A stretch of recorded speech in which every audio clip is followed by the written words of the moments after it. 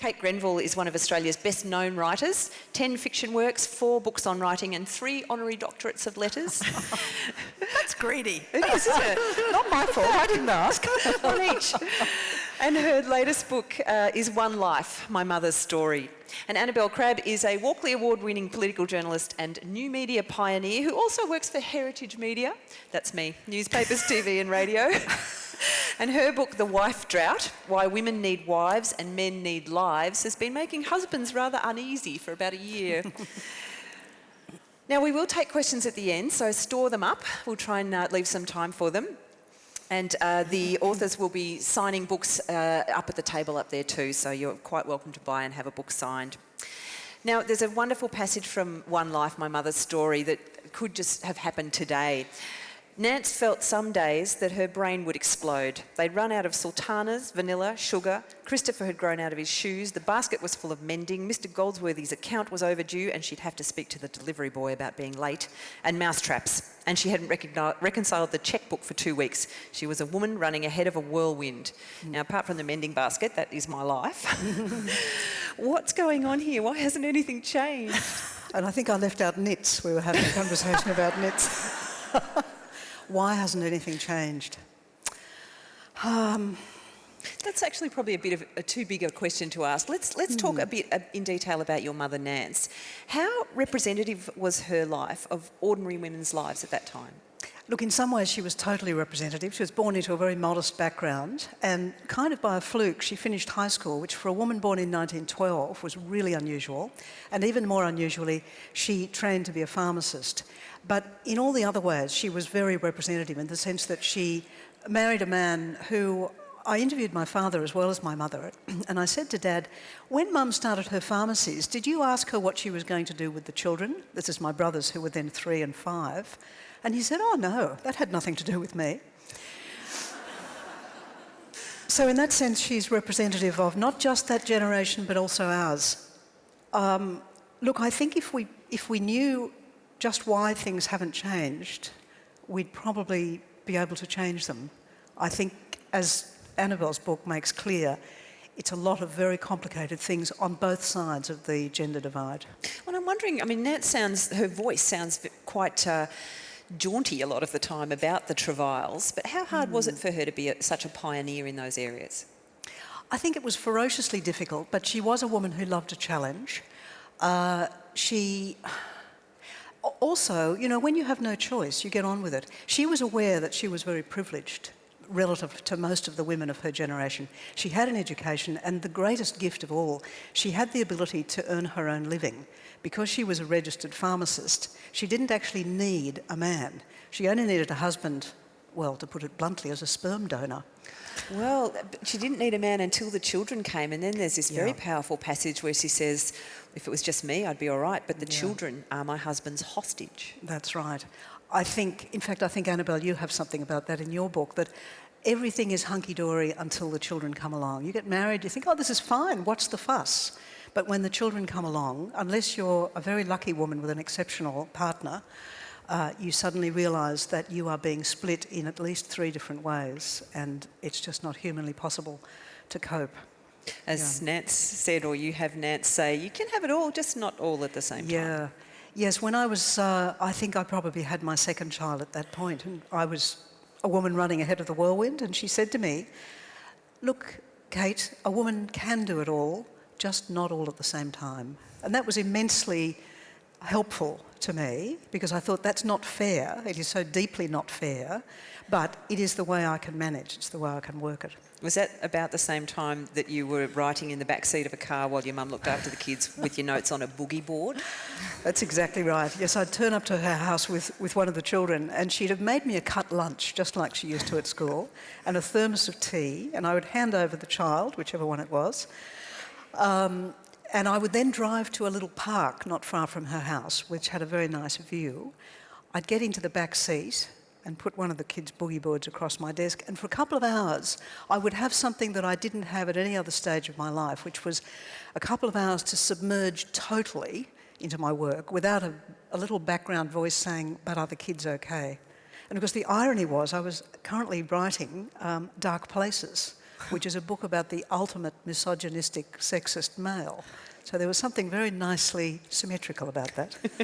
I love Virginia Woolf's book, A Room of One's Own. It's the book that I read that made me think differently about the practicalities, I suppose, not just the idealism of writing. She points out that, to do anything at all, you need a quiet space. And I guess a car of one's own is a reasonable reworking of that concept. A car of one's own and a mother. Yeah, Yeah. Exactly. Well, and a cut lunch. And a cut lunch, yeah. The passages where Nance is looking into childcare options and finding some awful ones and some acceptable ones for however long are really quite grim, aren't they? There was a massive indifference to her need for childcare. Look, that's the way in which things have got a bit better. I mean, when Mum had both my brothers and me, she had 2 pharmacy shops, one when my brothers were little and another one when I was little. And in each case, she had to give them up after about a year or 18 months because she couldn't get childcare. Now, we now do have, it is very difficult and it creates other problems, like all solutions, it creates new problems, but we can pay for childcare. And of course, most schools do now have some form of, after school hours care. So, and the other thing is that culturally, we have now accepted the fact that actually women are half the world and they go out to work for all sorts of reasons. So culturally, you're no longer a freak in trying to find childcare for your children, as Mum certainly was. The interesting thing, though, I'm sorry, I'm totally sharking your role here. Leap. Your own mother, when she was a child, was shopped around like a piece of baggage, wasn't she? She stayed in I don't know how many places, nuns and seamstresses and friends and convents and so on. And yet she seemed as a mother to be much more cautious about where she lodged her own children in the days when she was working. Yeah. Look, her mother was a career woman manquée. Her mother, my grandmother, wanted to be a teacher, and her father said, over my dead body, any daughter of mine will go out to work because it will shame me as an incompetent breadwinner. So her mother sent all the children away. And the lesson that Mum took from that was that you can't do that to children. You really shouldn't do it. She said to me once, children have to have some stability, either one person and you move all over the place, or one place and you get lots of different people. But one way or the other, children need stability. And she was prepared to sacrifice a lot to give us that. She said, I want to break the cycle of 5 generations of our family having unhappy children, producing unhappy children of their own. I'm going to break that cycle, and I'm pleased to say she did. But Dolly's story, Nance's mother, is just really sad and terrifying, isn't it? Because it's so much about how a particular era can be so inimical to you as a particular kind of person. And she was such an independent woman struggling against these constraints. There's that passage where she's in the dairy going, oh, we could do this, we could invent this. And you're like, no. Yeah. Well, one of the things about my mother's story is that Mum, as I say, she was born in 1912. Now, hers was the first generation in the history of the planet where women had the opportunities that we take for granted, like being able to go to work, being financially independent, having decent contraception. Well, the housewife's friend, I don't know if that qualifies as decent contraception. Well, even more, one of the research for this book was such fun.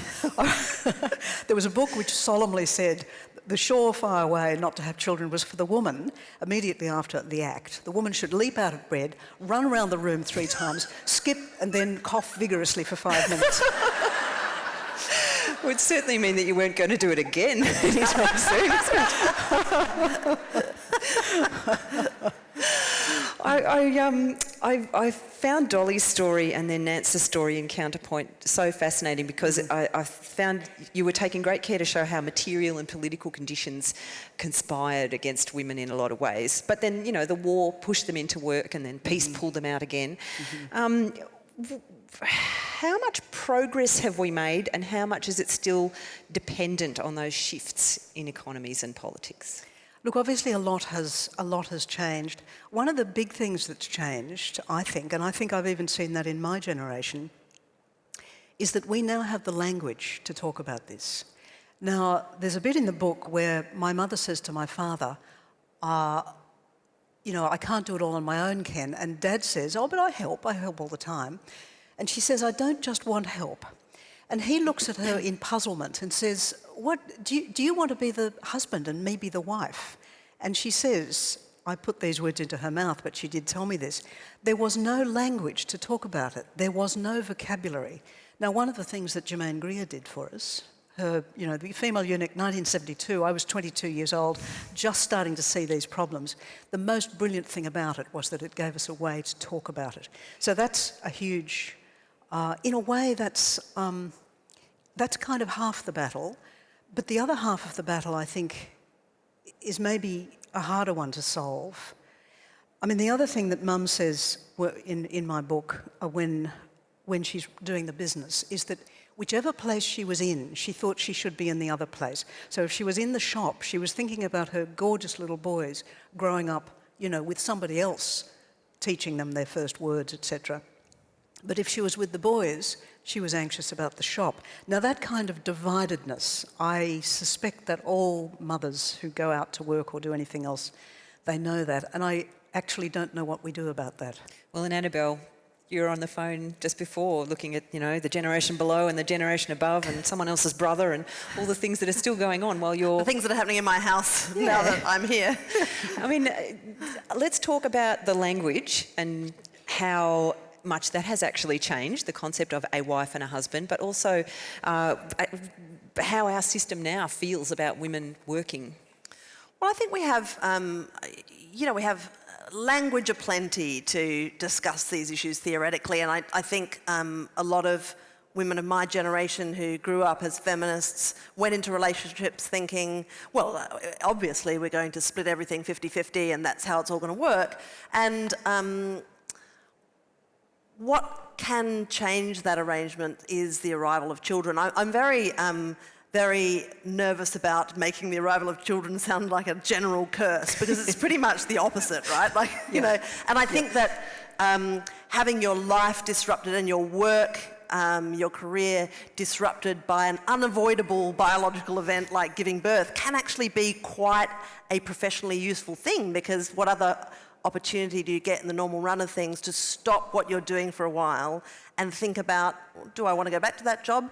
Is it what I want to do? Or have I just had a crazy idea to do something else? Which I think explains the way that women often change their work after they have children. So that's often dependent on having mat leave and being able to have that breathing space. Yeah, of course. But I don't think, men don't have an enforced change to their circumstances, because if you have a look at men's work patterns, the things that change the way that men work as a broad pattern are economic factors. Recessions change the way men work, wars used to. But pretty much it's getting retrenched, or that is the big kind of intervening incident that happens in men's careers. They don't move in and out of the workforce the way women do. So while I don't suggest that that's uncomplicated for women by any stretch, I think that it gives women a flexibility and a preparedness for change that sometimes men can go through a whole career without even thinking about. For instance, I had dinner a few months back with a group of professionals, and one chap who was an executive in a superannuation organisation said to me, "Oh, my wife's about to have our second child, and I wish that I could take paternity leave. I would love to spend more time with my children." And I said, "Well, why don't you?" And he said, "Oh, well, the thing is, in my job, I can't really be replaced, so it's not, I'm not really, I just..." And I said, "Oh, so what would happen if you were a woman?" And he said, "Yeah." I don't know. It was the funniest moment, because it was just clear that he had just never thought about that before. And I think often the complications that we have with these issues are because we have settled expectations still, even though we're a very modern country in many ways. We have very deep underlying expectations of what is the normal thing and what is the slightly not normal thing.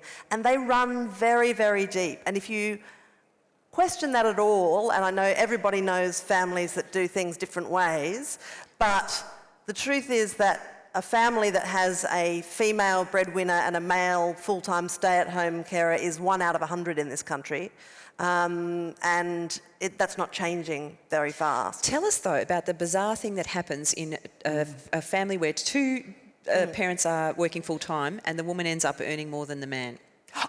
This is the world's freakiest statistic, really. It's a piece of research from an Australian researcher in Queensland who studies the housework patterns among women as they move in and out of the workforce. Now, this is the most fascinating field of study. It really is. She really does make it very interesting. You can get right into it. And the weird thing is how women change their behaviour in terms of housework as they move in and out of the workforce. Now, look, it's a global reality that everywhere except, possibly slightly Norway, women do more domestic work than men. In Australia, it's just under twice as much housework as that women do compared to men. There's this hilarious pattern in Australia where men tend to do about 20 hours a week of domestic and house and associated work, whether they work full-time, part-time or not at all. That's the average. There's obviously some sort of accord deal that has been signed without our knowledge that is the absolute 20 hours, yep, that's what happens. Whereas women, on average, when they have children, if they have no paid work at all, they will work about 65 hours a week. If they do part-time work, they will do about 52 hours a week of housework. And if they do a full-time paid job, they will do about 41 hours a week. That is to say, when they go from being at home full-time to full-time work, they will dispense with 24 hours of housework a week, like a whole day. And that's, look, the stuff that goes, first of all, is sort of leisure activities and stuff that's interest-based, that all goes. The last thing to go is childcare, that's what women really hold on to. But the freaky stat that I'm going to get to quickly before everybody dies of boredom about this discussion about housework, for which I deeply apologise, is this researcher, a woman called Janine Baxter, did a study examining women's behavioural patterns plotted against not hours of paid work that they were doing, but amount of money that they were earning as a percentage of household income. And she discovered something incredibly strange, and it's this. For every additional 1% of total household income that a woman earns, from a standing start of zip when she's not doing any paid work, she will do 18 minutes a week fewer minutes of housework. And it's a lovely even pattern that persists right up to the point where she hits 66.6% of the total household income. It's a kind of a number of the beast thing. It's very weird. But she's earning more than half, so she's become the major breadwinner in the household. At that point, she starts picking up more housework again. It's the weirdest thing, right? And these researchers thought, that is weird. It's an Australian phenomenon. It works differently in the United States. They were scratching their heads. There must be a glitch in the system, taking out variables, putting in variables, stress testing this research. It was an absolutely solid pattern. And the only theory that they can come up with to explain this seemingly bonkers pattern of behaviour is that in Australia, our expectations about who is responsible for running the home and who is responsible for being the primary breadwinner are still quite strong. And when a woman violates one of those expectations by being the primary breadwinner, she will compensate on the other part of the equation by taking on more household, doing more crazy midnight baking and so on, to compensate for that. Well, it actually made me think of a passage in your book, Kate, where Nance is very careful about Ken's pride about his writing in that example. And it's like we're all still kind of pussyfooting around about our roles in the house. Yes, look, this housework stuff, I seem to have spent my life arguing with men about housework. But something interesting happened, and I might be one of the exceptions to this statistic. Oh, I'm totally the exception to that. But something very interesting happened when our household, I finally put my foot down and said, we have to hire a cleaner for various, mostly ideological and partly financial reasons. We hadn't had a cleaner.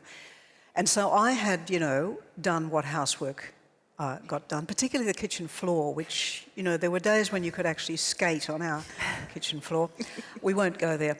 But the day we got the cleaner, I realised that I stopped noticing whether the floor was dirty or not. It wasn't that I saw that it was dirty and thought the cleaner will clean it.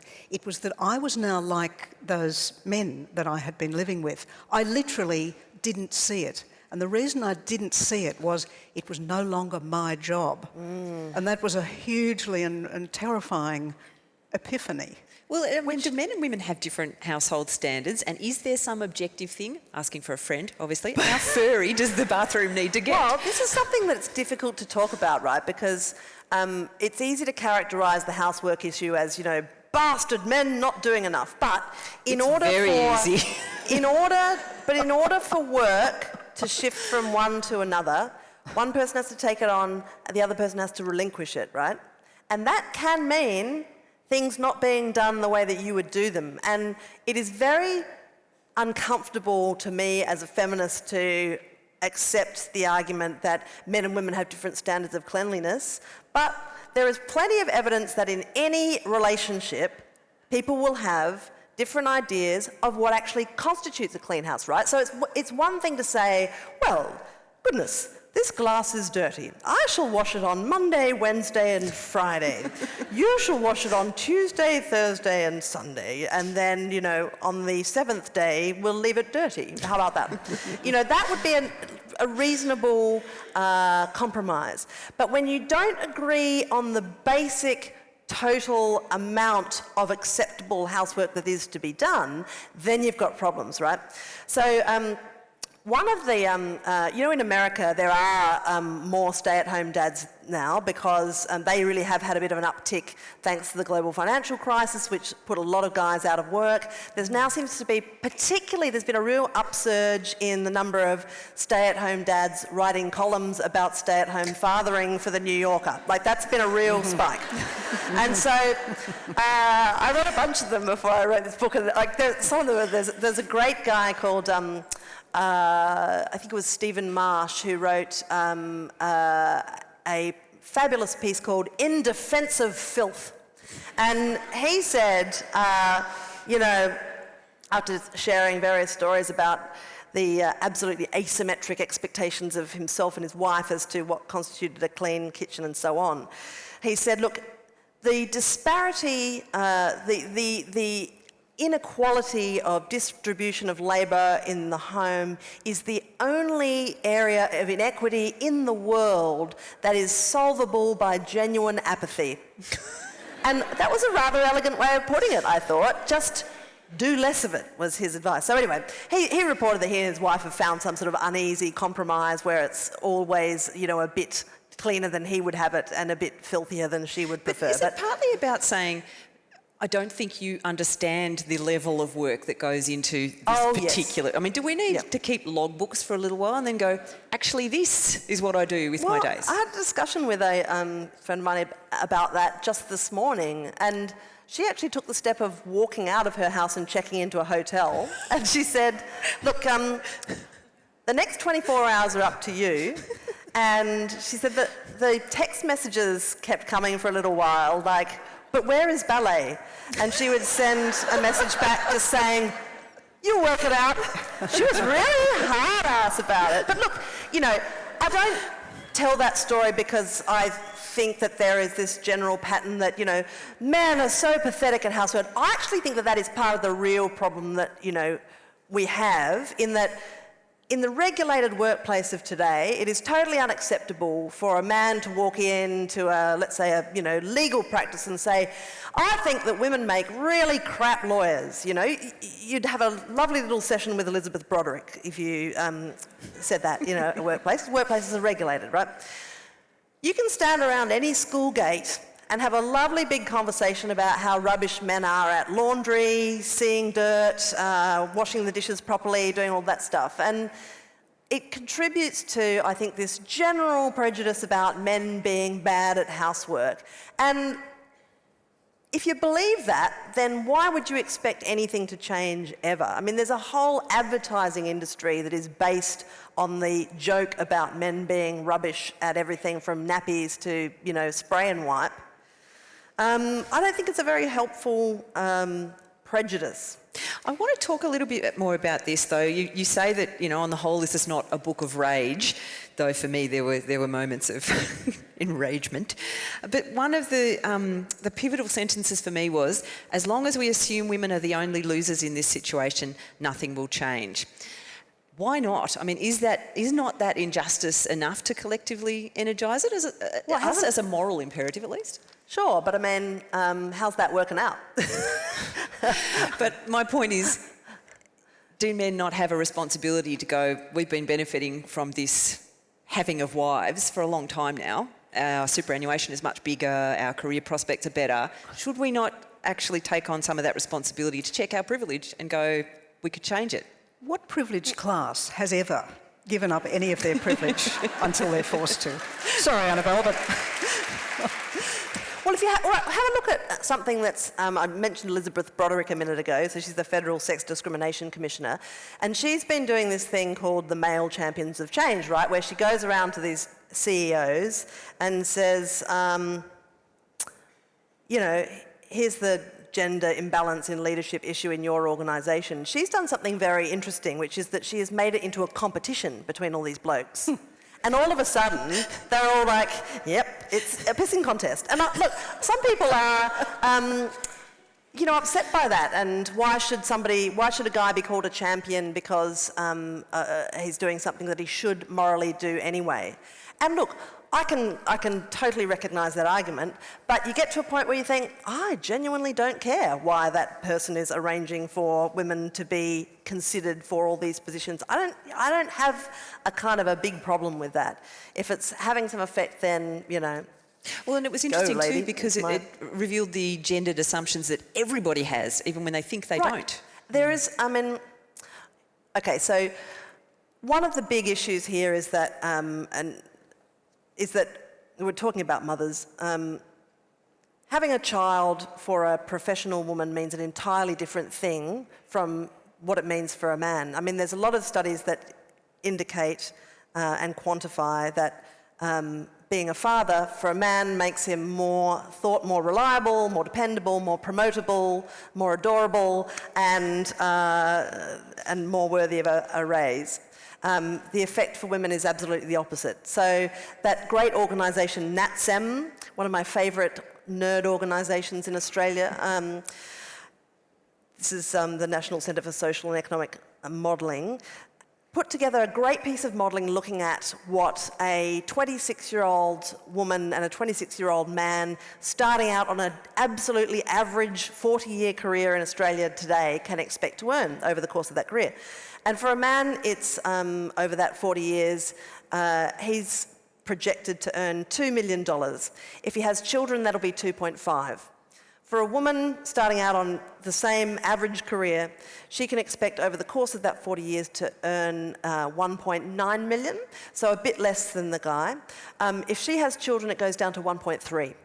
So you see there the absolute brute difference that the same biological event, becoming a parent, has for men and women.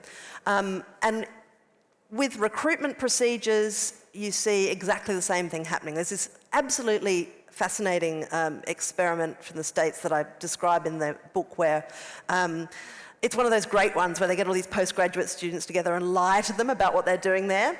They tell these students who are participating in the experiment that they are there to help a sort of Midwest communications company recruit a new marketing officer.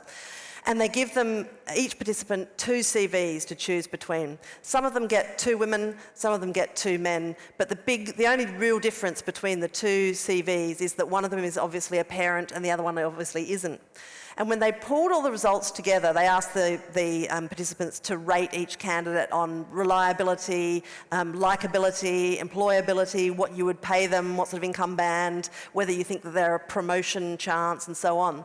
And what they found out is that the dad in the male CV competitors, came out trumps over the non-dad every time on just about every axis, whereas it was exactly the opposite with the women. The woman who had children was thought to be less reliable, less ambitious, less competent, and deserved to be paid the least out of all four of them, really. So, yeah, it's a question of assumption, I guess. Though there are some fantastic passages in your book too where you talk about the kind of work day you get when you've done the childcare run and you're working out if you've got milk and someone's got nits and all that kind of stuff, as opposed to, you swan out the house, bye, I leave that all behind now and I go focus on my job, you know. Well, the liberty of being the departing parent is quite considerable, you know. I mean, if you are not the backstop whose job it is to worry about the nits or, you know, then, and I have at times felt like,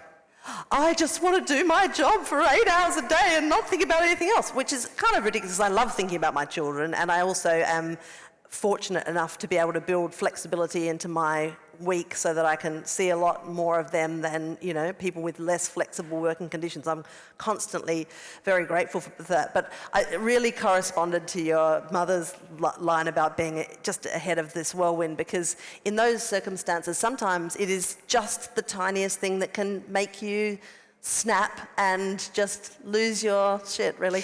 I'm wondering, Kate, you know, rage levels obviously vary now, but were women enraged at the unfairness back then, or oblivious, or happy, or just resigned? In Mum's day, look, she was enraged, but there was no point to be enraged. But, you know, she kind of got her revenge. I'm thinking, as Annabel's talking, I'm thinking about our responsibility as women not to forgive men for not doing the housework, but our responsibility as mothers to train the next generation. Now, my mother, one of the expressions of her rage was to say to me, I'm not going to teach you how to cook or how to clean or how to do anything, because otherwise, if I do, you will become some man's domestic slave. Now, if that's not rage speaking, I don't know what is. But what about your brothers? Well, needless to say, there was well, actually, there was talk of us all sharing the housework. I have two older brothers, and at one point, my desperate mother said, I'm going to give each of you threepence to do various household chores. And one of my brothers came to me and said, I will give you my threepence if you... So Enterprise. That's right. Well, and funny that I was, I did it. You know, do we need to... Is this a smash capitalism moment? Do we need to value that work differently? Oh, no. I mean, it's awful work. It's horrendous work. Let us not value it. Let us not value it. Really? Or do we need to quantify its value? It's the weirdest kind of work, isn't it? Because, you see, when you're cleaning that sticky, gungy, slidey floor, it's worth nothing. Yeah. When you get someone else to do it, it's worth something. It's Isn't worth that probably funny? more than a novelist earns per hour. Yeah, that's right. Well, there you go. Well, you chose your life, Kate.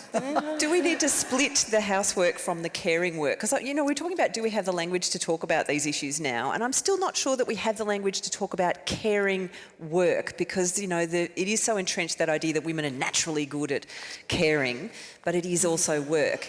You know, male stay-at-home dads seem to have hived off the caring from the housework. They only do their little set amount, but they do the childcare. Is that a model that women could follow?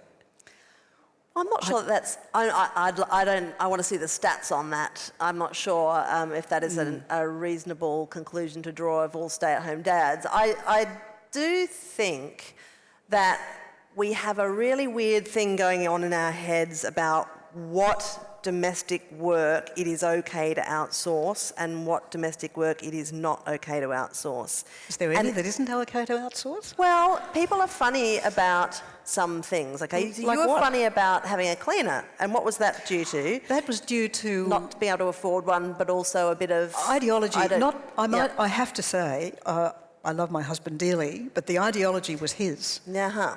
Ideologically, it was unsound to pay somebody else to clean our toilet. Right, but okay to... I had no problem get with them it to whatsoever. check your teeth, or get someone else to educate your child, or check your teeth, or, you know, provide you with an outfit. I mean, it's our preparedness to contemplate the outsourcing of certain work varies from country to country, right? So if you have a look, if you compare Australia to America, It's very different for a number of reasons. One, in Australia, we have an unbelievably high level of part-time work, and most of it is undertaken by women. 45% of mothers work part-time, 5% of fathers work part-time. In America, the rates of part-time work are much lower, but you have a much higher degree of outsourcing of domestic work, i.e. there is a low-paid underclass that is stepping in, that is interfering with those figures in a way that doesn't happen in Australia. Same thing in Asia. There's a much higher degree of outsourcing of childcare and housework, and that plays a completely different role in the way women progress in the workplace there. But I always think it's ironic that it's completely fine to get someone in to mow your lawn, like Jim's Mowing is a successful franchise for that reason, but to have someone come into your house and look after your children is still a bit like, ooh. Yeah, when we see Jim's knit removal and vomit cleanup, I'll be sure, right there. yeah. Give me their number. Yeah, that's true. Yeah. The other end of the spectrum is the wife bonus. That idea that, you know, rich men pay their wives this chunk of money at the end of the year because they managed to get the kids into a good school or whatever, and it made for great hilarity online. Well, I think this is an extremely rare pattern that is confined to Manhattan mainly, isn't it? And it was interesting because there was Q outrage online, but it was all like, oh my God, there's this incredible thing. But it's not a joint account. It's not pay me a salary, I do all this work, and it's a very tiny little slice. But it made me wonder, are we ready to actually engage with this? Well, in our history as human beings, we've had a very weird kind of series of attempts at valuing household work. I mean, we don't kind of assess it as part of the economy, which is bizarre given that it's entirely the bedrock of the operation of the rest of the economy. Actually, there was the first woman elected to any parliament in Australia was a woman called Edith Cowan, who was elected to the West Australian Parliament in the early 20s. And she, whilst being the member for West Perth, I think it was, moved a motion to extend award conditions to housewives. Now, she was already a figure of great fun among cartoonists. The Bulletin ran this sort of strip that was called The New Housewife, that depicted her, scrubbing the dispatch box and doing washing while she was sitting in the parliament and so on. And her motion went down in a screaming heap, but that is about as close as we've got as a legislative attempt to regulate the working conditions of domestic spouses in this country. Interestingly, though, you supply a quote from the time of a female journalist who said, there's this amazing amount of work being done behind the scenes by women that enables men to be successful. And it's like, oh, hello, 60 years before its time, that she was expressing the ideas that you've been expressing today, that, it's an imbalance and we need to do something. Well, it's clearly a hideous imbalance, and it's interesting you mentioned cartoonists because I don't know whether you saw the Loonig cartoon about vaccination. Yes. We won't go there, but it made me remember the other one for which he got into such a lot of trouble, which was about how wicked it is to send children to any kind of childcare. Oh, yes. While men are still running the kind of picture making, and I don't just mean cartooning, but I think what I'm saying is we have to change the rhetoric. Look, I'll tell you what is actually in my mind that I want to tell you, which is about my son. When my son was small, he got very fond of Enid Blyton books, and of course Enid Blyton books filled me with rage because of their sexism, all the rest of it. So I went through and I swapped all the male names for female names. Does that mean that Dick had to make the potted meat sandwiches? Exactly. And I actually wrote it in so I wouldn't forget. Now, that in itself is quite interesting. That is so fantastically crazy. I know it, yes. Only a writer would feel the right to actually rewrite. That'll be an installation for next year's Writers Festival. Watch out for it. Good idea. But one of the interesting things is that I'd actually forgotten about it until he's now nearly 30, and he reminded me about it just a few weeks ago. And the other interesting thing that I must say, without wanting to boast, is that he is a fabulous, complete, unself-conscious sharer of the whole domestic load. Mind you, they haven't had children yet. That might be the test. But I recommend it, the Enid Blyton technique. Oh, and Kate, there's one point in the book where Nance wonders if her level of independence was part of the problem with the marriage. Yeah. She'd been running her own life for so long, she was used to shaping things as she wanted, and obviously that didn't go down so well. Yeah. And she muses about how you choose a husband when it's not about a Jane Austen-style meal ticket. You know, what criteria does one look for? Yeah. Are we still struggling with that, do you think? Oh, absolutely. And this whole business about love, by which I mean, romantic love, like in the chick lit, is so destructive. It's almost as bad as hobble skirts and stiletto heels in terms of imprisoning women in old patterns that are so destructive for us. It's interesting you say that, because from Annabel's book, it's like you have that lovely heyday where you are in love and you start out and you think everything's going to be great, and it's only when you actually move in together and the theory falls apart under the pressure of the reality. If we were not sold this bill of goods how we have to be in love, we could make completely different...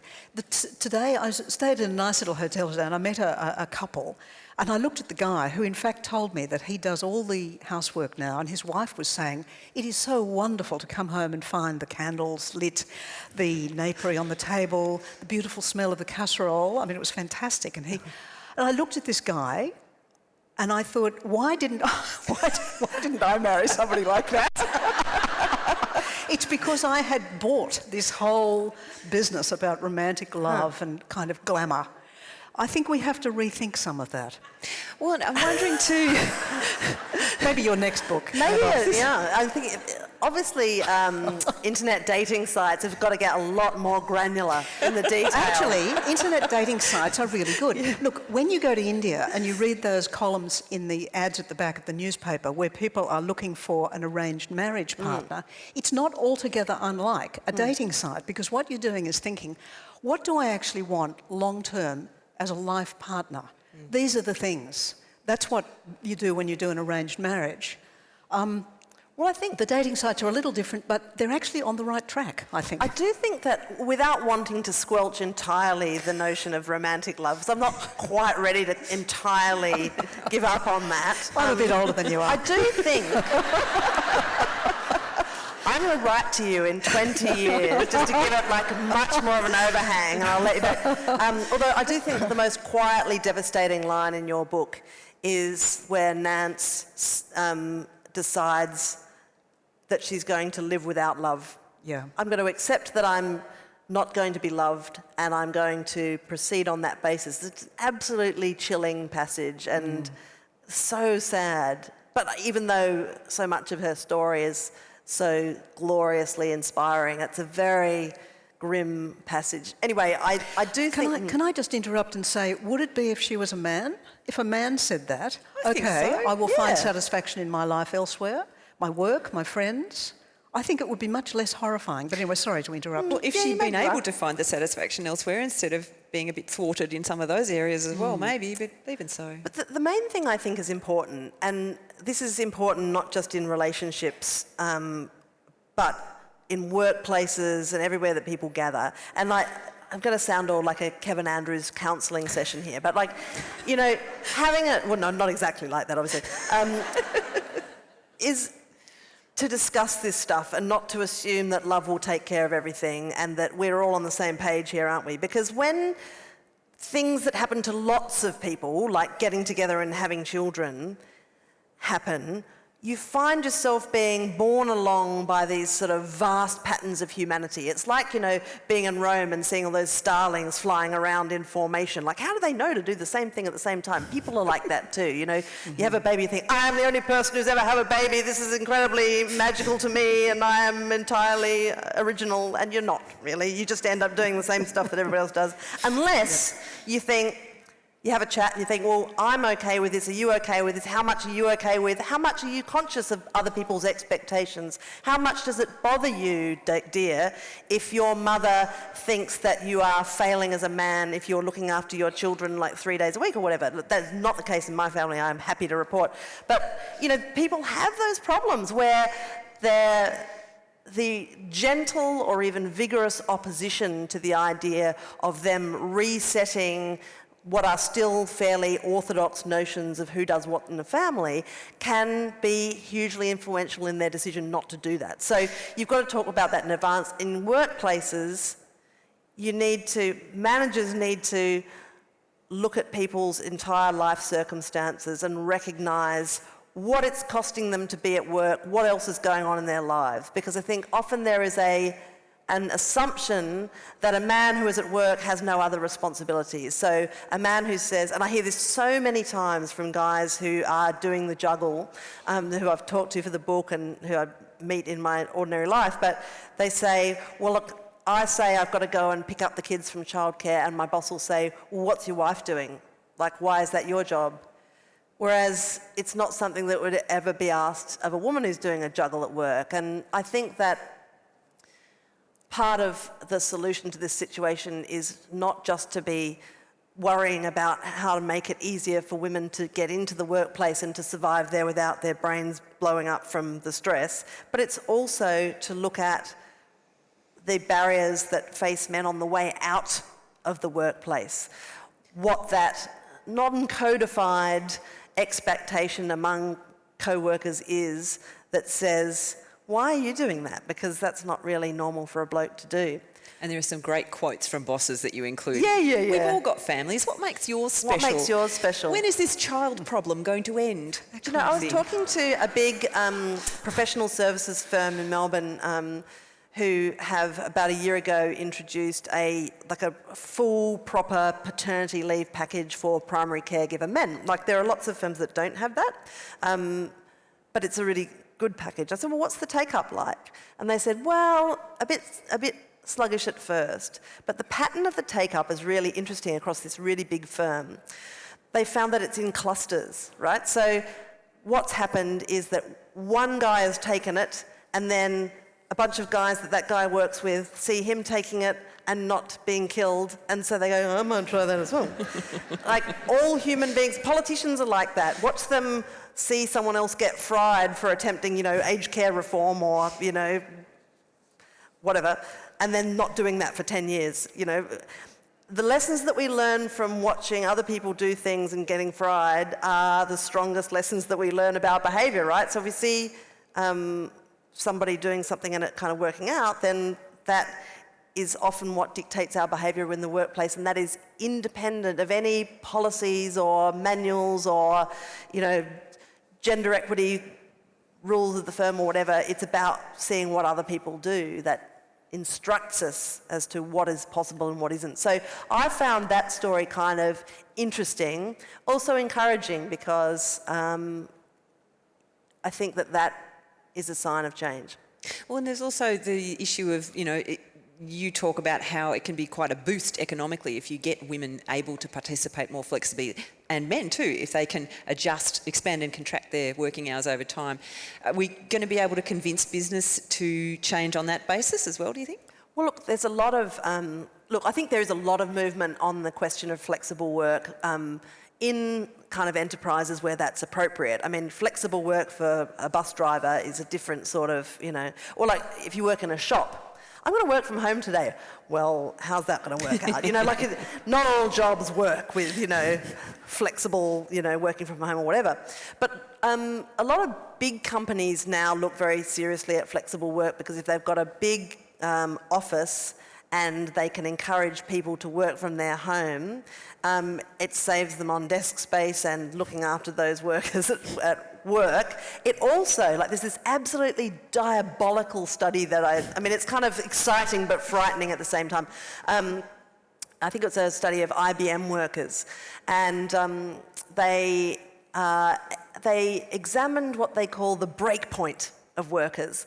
Now, the breakpoint is when they're working out how many hours of paid work a person can tolerate whilst also managing a family without going crazy. And this is why it's frightening. And they really did just push these people, and and now you can see from the video the exact point where that person loses her mind. It's usually when you discover that, the stuffed animal that your kid was supposed to take around the, Easter holidays and photograph being amusingly entertained has not been photographed, and the book hasn't been filled out, and everybody thinks you're a terrible parent. That's just my experience, But it turns out that workers who had a degree of flexibility in setting their own hours, whether that was leaving work early one day and then coming in early the next, or working from home, or going back to work, after they got home, after kids are in bed, whatever. Being able to have some flexibility increased the point at which they lost their minds, like the number of hours of work a week they could do, quite significantly. So for a canny architect of a business model, there is a germ of excitement there, isn't there? People are able to do more hours of work a week if they feel they have some autonomy as to how they manage that work. Now, that is quite a compelling proposition, and I think that it drives a lot of the new interest in workplace flexibility. Your mention of the stuffed animal made me think one of the recurring sort of horrors in your book is a very familiar one to me, which is the child coming home saying, by tomorrow, I have to, for example, be dressed as, a map of New South Wales, for example. There must be at least a dozen mentions of that in your book. And here and now, I want to appeal to all primary school teachers. Stop doing it. Because we know who has to do that map. That's even happened to me in the last week. So on Tuesday, my beautiful 5-year-old son, who's the driest, most laconic, fabulous child, at 10 to 9 said, and it was one of those days where you're like, I've got 5 minutes to get here, right, and I'd already, baked something at midnight the night before. You're talking to somebody who once was asked by her daughter, because I was out one night doing a speech somewhere, she said, God, you're always making speeches. Why aren't you never at home with me? I've got a school party tomorrow. And I went, I'll bake you anything you want. And she said, I want gingerbread replicas of all my housemates, my schoolmates. So, like 24 gingerbread biscuits in the shape of boys and girls, like with their features reproduced in icing. Look, I didn't do the features. I did their initials on their chests in icing. Oh my God. But that's how bad I felt about being out doing some speech for some charity or something, and it was just It's really important for us to tell our children. She was thrilled. I bet she was, but she had pushed the guilt mummy button in a big way, and boy, she rung the jackpot. When Tom, I keep talking about my son, I also have a wonderful daughter, but when Tom gives you no trouble at all by the sounds of it. No, actually, funnily enough, she doesn't. When Tom was just starting high school and reading John Marsden, he was, I was driving him to school one day, and he was looking at the, other books by John Marsden, and there's about 30 of them. And he said, Mum, how come you haven't written that many books?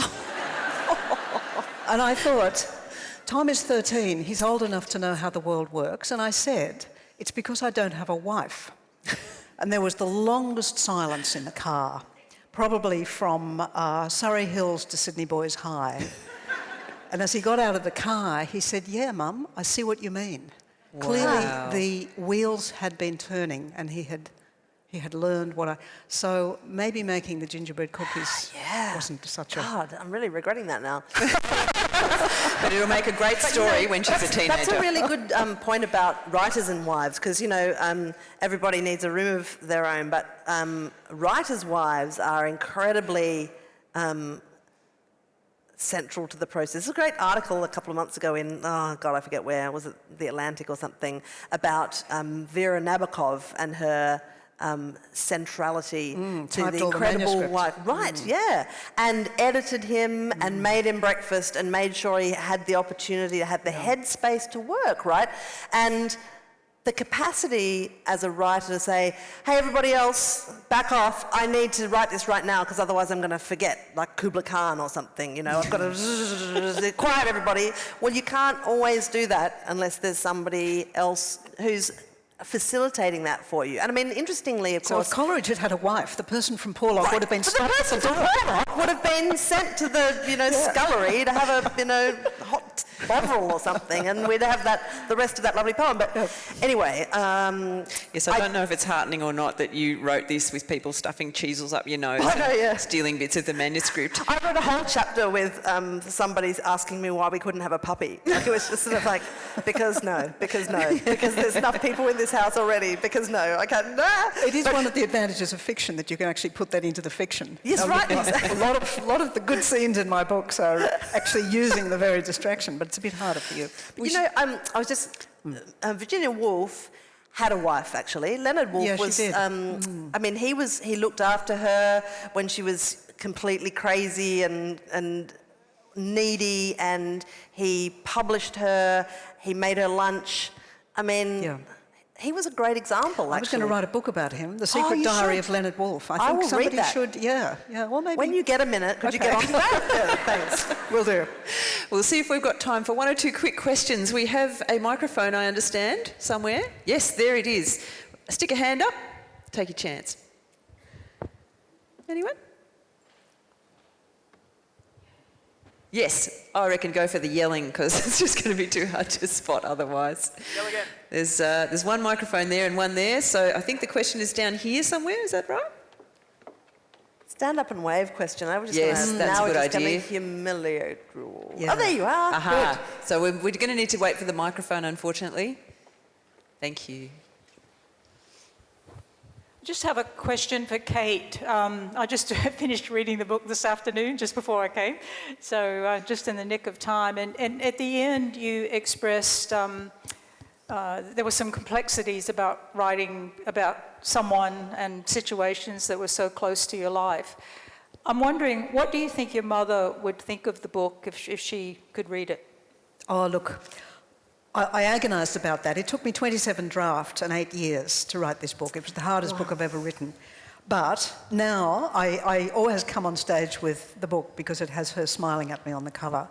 And I think, yes, she's saying, you beauty, you told the story of an ordinary woman whose life is normally never told. Those thousands of foot soldiers of women who somehow manage to earn a living, look after the house, love their children, be a good wife. We are, the great untold stories. She knew that those stories ought to be told, and she knew hers was a representative one. So I like to think she's up there urging me on. In fact, I'm sure she is. I love that line from her. The moment where I fell in love with this book was on about page 2, where your mother, in those scraps that you found of the memoir that she embarked upon a bunch of times and didn't get very far. She said, I've always wanted to write the story of my life, but I've never had the time or quite the right pencil. I love that. I think we've got time for one more question. If there is one. Yep, there's one in the middle there. Great. Annabel, what did your 5-year-old say at 10 to 9 the other morning? Oh, sorry. He said, Mum, I forgot it's my news day today. Oh. And so we had around about 4 minutes to comb the house for something newsworthy. It's just amazing how little in the average house is newsworthy. And it was like this sort of Benny Hill sequence. I go, what about this pencil? It's interesting. It's got a fluffy thing on it. No, that's ridiculous, What about... We were just charging around. I was just almost in that shrieking point where I was like laughing, shrieking, just like, what? Quick, there must be something interesting. Audrey, I can get his big sister involved. Look, find something interesting. She's like, it's not my problem. I know. It's not really technically my matter, but, I know that, I feel that if he goes to school without a news thing, it'll be me who looks bad. Isn't that weird? There is an ownership of the problem thing, and this is part of the real issue between men and women, I think, is that what I hear and see a lot of the time is, men saying, well, don't worry about it so much. I mean, my partner says this to me, just don't worry about it. Who cares if he doesn't have news? But You care. What you needed was a novelist to make up some extraordinary thing that had just happened the night before. Ring me next time. Yeah, I will. Look, he ended up taking a board game that we have called Bug Bingo, where they have this. It's a great board game. So I'm from the ABC. I'm not supposed to, spruik things, but it's the weirdest bugs, like the mega phragma and the death watch beetle and so on, and the plague flea, and you do bingo with it. And so he just went and laboriously talked his whole class through the plague flea and the death watch beetle, and which was his favourite, which I reckon is a bloody good news. So we got there. And we will get there in the end. Thank you so much for helping us along the way today. That's great. Thanks, Amy. That was such fun. Thank you. Well done.